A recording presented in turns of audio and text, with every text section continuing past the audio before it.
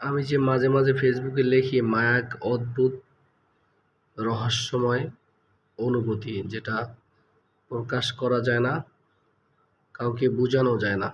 দেখেন, একটা প্রাণী, একটা বিড়াল, বাচ্চাটা কিন্তু মারা গেছে, কিন্তু ও মানে ওর মায়ার কারণে কি করতেছে একটু দেখেন। আহ,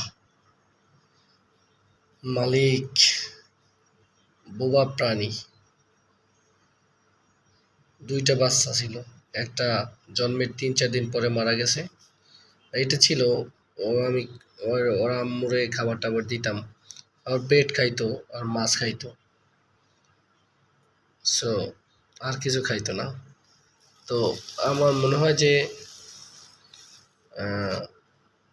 একটু যত্ন করলে হয়তো বা বাচ্চাটার প্রাণটা থাকতো, কিন্তু আমিও লক্ষ্য করি নাই।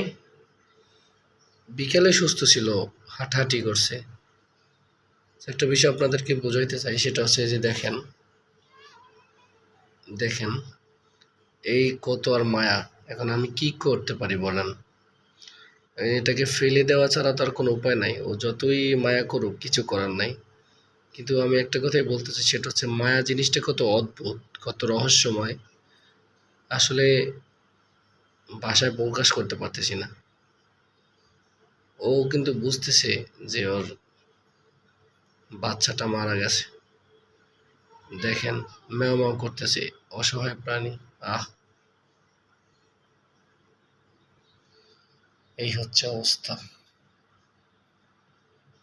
যাই হোক, এখন ফেলে দিতে হবে, কিছু করার নাই।